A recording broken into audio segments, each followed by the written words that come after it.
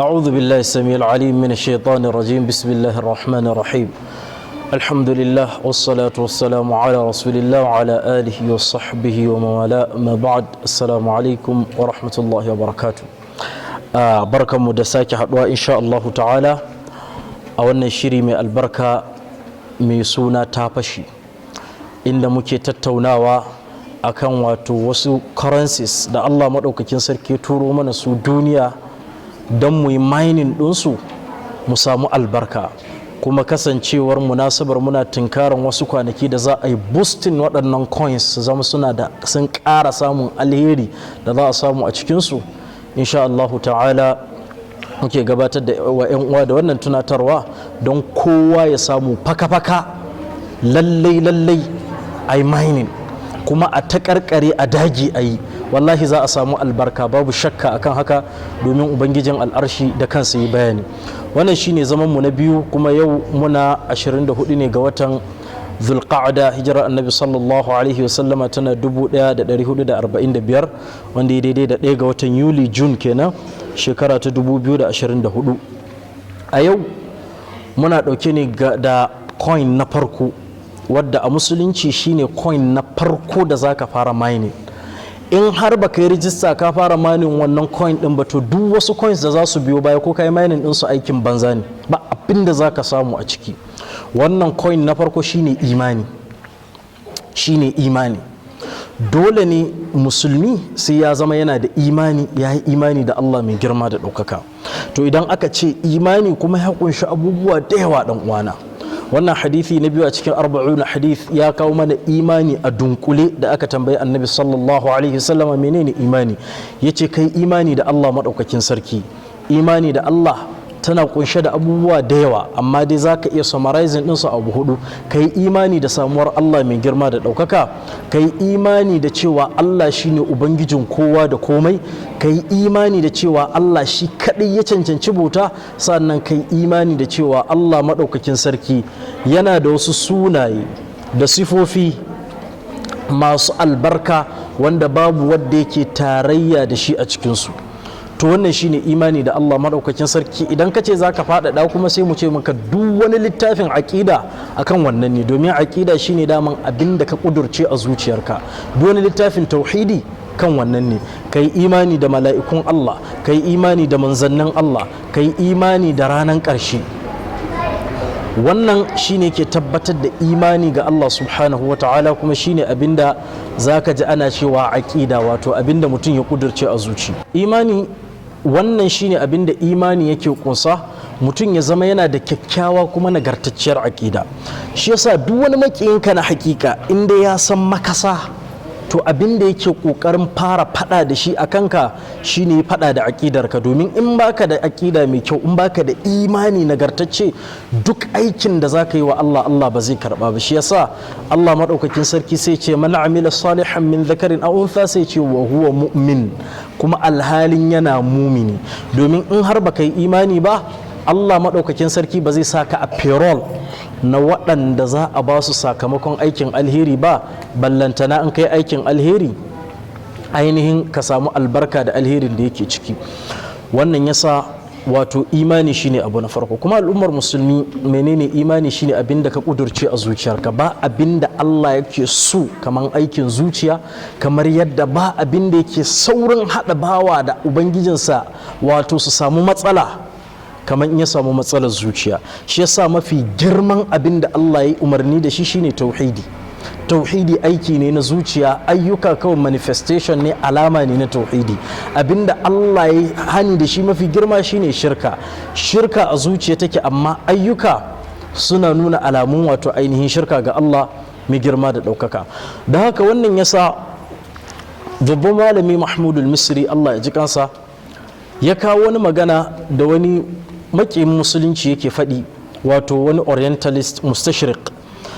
Chatelain wato Frederick Alfred Chatelain wani baturan ƙasar Faransa ne kuma ɗan ciranin addini yake ba wa makiya musulunci satar amsa yake ce musu idan za su yaƙi musulmai abinda za su yi shine farko su yaƙi aƙidarsu ya ce domin aƙidar musulunci ita ce sirri na ɗaukakar musulmai. Da zaran sun rusa aƙidar musulunci to sun rusa musulmai za su yayi gari ba su da katabus, kuma wannan babu shakka haka ne. Da zaran aƙidar musulmi ta lalace to shi kenan. Misali akan abin da ya shafi aƙida akwai misalai da dama, to amma bari mu ɗauki guda ɗaya mu buga da shi. Idan mutum yana so ya duba sai ya je ya ci gaba da karatun aƙida, karatu ne mai tsayi. Yanzu mutum, Allah maɗaukakin sarki ya haramta zina, to aƙidar duk wani musulmi shine zina haramun ce kuma a bar kyama ce, zina ƙazanta ce, zina ba a bari ce bai, ƙauyanci ne, koma bayan ƙwaƙwalwa ce. To inda za ka samu mutane biyu, ɗaya yana aikata wannan laifi mai muni, Allah ya kiyaye, ɗaya kuma baya aikatawa, a zahiri sai ka ce wanda baya aikatawa shine na ƙwarai, mai aikatawa shine na banza. To amma inda za a samu cewa wanda yake aikatawan ya yadda da hukuncin da Allah ya akan wannan mummunan aiki cewa haramun ne, ƙauyanci ne, koma bayan ƙwaƙwalwa ne, wancan kuma baya aikatawan amma kuma yana ga cewa wannan mummunan aiki ai wayewa ne, sanin kai ne, shiga gari ne, ai ilimi ne. Ma'ana shi yanzu abin da ya kudurce a zuciyarsa dangane da wannan aiki ba abin da Allah ya sa ya kudurce ba ne, to laifinsa ya fi laifin mai aikatawa. Laifinsa ya fi laifin mai aikatawa. Shine zaka ji malam mai ta'limul muta'allim a shafinsa na 16 yake cewa al-hurmatu khairun min at-ta'a. Yace ka mutunta dokokin Allah, kai mutunta abubuwa yafi ma ka aikata. Yace domin baka ga cewa mutum baya kafirta ba in ya aikata laifi, amma yakfuru bi istighfafiha a wata bugu bi istihlaliha, idan ya halatta haram sai zama kafiri. Kuma wannan magana haka ce. Munafiki, dalilin da ya sa munafiki ya zama munafiki dalili ɗaya ne, shine zuciyarsa babu imani, amma duk ayyuka da ake yi zaka samu ayyuka ne da ake tare da shi. Wannan yasa sai ka ji malamai sun ce munafunci iri biyu ne, akwai na zuciya, da zaran ta kama mutum ya zama kafiri, akwai kuma na aiki. Don haka ayyukan zuciya sun fi komai muhimmanci. Don haka ɗan uwana, wato ɗan ƙaramin almajiri ko kuma yayana babban ɗalibin ilimi ko malamanmu, in baka duba littafin silsilatu a'malil qulub na Sheikh Munajjid hafizahullahu ba, sai ka koma ka duba. In kuma kai ɗan uwana ne ɗan ƙaramin almajiri da kuke in ja da larabcin, akwai darasi na musamman da babban malamin mu Malam Isa Ali ya gabatar shekaru 10 da suka wuce mai suna ayyukan zuciyar mumini guda 15. To sai ka je ka nema insha Allah ta'ala, ka dukufa ka saurara dan kai aiki da waɗannan ayyukan zuciya, don ka samu waɗannan kwanaki mai albarka su shige kana da nagartaccen aiki. Daga cikin abin da za mu yi tsokaci a kai insha Allah ta'ala shine kyautata niyya da tsarkin zuciya. Addinin Allah na masu tsarkin zuciya ne. Wannan yasa Dawudu Ta'i, Allah ya masa rahama, yace ra'aytul khaira kullahu innama yajma'uhu niyyatun hasana ko husnun niyya. Naga dukkan alheri abin da yake tattara shi shine nagartaccen niyya, niyya mai kyau, kamar yadda Ibn Rajab al-Hanbali ya kawo cikin Jami'ul Ulum shafi na 17. Niyya mai kyau tana tattara maka dukkan alheri. Don haka niyya wajen ayyuka galibi ita take bambance alherin da mutane za su samu. Aiki yana samun nauyi in ya samu nagartaccen niyya da ingancin zuciya, yana zama fafa lolo idan ya zama ba ingantaccen niyya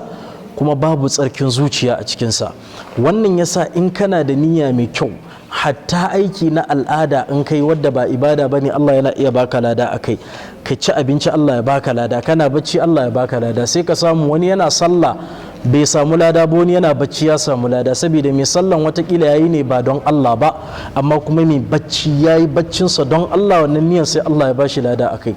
Kana iya samun mutum ya aikata aikin alheri amma a ce sakamakonsa wutar jahannama saboda munin niyyarsa, kamar yadda hadithi ya tabbata cikin sahih Muslim hadithi na 1905 wadda annabi sallallahu alaihi wasallama ya bayyana mana waɗanda za su fara shiga wutar jahannama da makarancin alkur'ani, da mujahidi da ya mutu a fagen daga wajen yaƙi don ɗaukar kalmar Allah, da mai kuɗin da yake taimakon al'umma da dukiyarsa. Dukkansu uku matsalarsu ɗaya, shine duka ba don Allah suka yi ba, da haka gaba ɗayansu sai sun shiga wutar jahannama, in ji manzon Allah sallallahu alaihi wa alihi wa sallama. Har wa yau niyya ita take sa ka samu ladan aikin da baka yi ba. Aikin alheri ne baka samu dama ka yi ba, amma saboda karfin niyyar ka sai Allah madaukakin sarki ya baka dama. Al-Imam Tirmidhi ya rawaito hadithi a cikin jami'u tirmidhi ya tabbata hadithi na 2225 hadithin abu kabshat al-anmari annabi sallallahu alaihi wa alihi wa sallama ya ce duniya na mutum hudu ne gaba daya na farkon su shine wanda Allah ya bashi ilimi da dukiya yana sarrafa dukiyar nan a yadda Allah madaukakin sarki ya ce sada zumunci ya sauke hakkin Allah ya ce wannan shi yafi kowa matsayi mai kyau na biyunsu shine wadda Allah ya bashi ilimi bai bashi dukiya ba amma kuma kullun yana fata ina ma da ya samu dukiya irin nawa ne da zai irin aikinsa sai annabi sallallahu alaihi wa alihi sallama ya ce wato wannan dukiyarsa wato shi wannan niyyarsa za ta sa ya samu ladan da wancan mai dukiyar zai samu annabi ya ce ladan su ɗaya ne saboda ingantacciyar niyyarsa ya ce na ukunsu shine mutumin da Allah maɗaukaki ya bashi dukiya amma ba ilimi don haka ba abin da yake sai wancakali da sharholiya da shirme a cikin dukiyar ya ce huwa bi akhbathil manazil ya fi kowa munin yanayi sai na hudunsu wanda shi kuma ba dukiya ba ilimi amma kullum yana fata ina ma da ya samu kuɗi irin na wanda yi sharholiya irin nashi annabi ya ce za a rubuta mishi zunubin sharholiya duk da shi bai yi ta ba shi bai sha AC ba bai sha fanka ba bai ci kaza ba bai yi lalata ba amma yana da zunubin lalata saboda duhu da lalacewa da ke cikin zuciyarsa don haka dan uwana abu na farko da zaka fara ka tsarkake zuciyarka in kana da tsarkin zuciya zaka fi kowa moran waɗannan kwanaki sai zamana na farko in kai aikin alheri komin kashin sa kamar yadda Abdullahi ibn Mubarak yake faɗi rubba amalin saghirin tu'azzimuhu an-niyya wa rubba amalin kabirin tusaghiruhu an-niyya shi ma yana inda muka faɗa Jami'ul Ulum na Ibn Hajar shafi na 17 wato aiki ɗan ƙanƙani sai niyya ta kumbura shi ya zama babba a wurin Allah kaga aiki mai girma kuma saboda lalacewar niyya sai tsuke zama ɗan ƙarami bai da wata daraja a wurin Allah mai girma da ɗaukaka to in ka tsarkake zuciyarka kai ta addu'a kana roƙon Allah ka bani tsarkin zuciya Allah ka bani kyakkyawar niyya to insha Allah ta'ala sai kai aiki ɗan kaɗan Allah ya tarfa albarka a ciki ka zama ya zama babba sa'annan kuma lokacin da baka samu kayi aiki ba kake wasu shagulgula ko na duniya ko bacci na hutu ko cin abinci nan ma sai Allah ya ci gaba da baka lada saboda tsarkin zuciyarka sai zama 247 a waɗannan kwanaki kana cikin samun lada ne kaga ka mori kwanakin kuma ka ciri basu Allah maɗaukakin sarki mana baiwa da tsarkin zuciya Allah maɗaukakin sarki ya bamu nagartaccen aƙida da imani mai kyau tsarkake jazakumullahu khairan wassalamu alaikum warahmatullahi wabarakatuh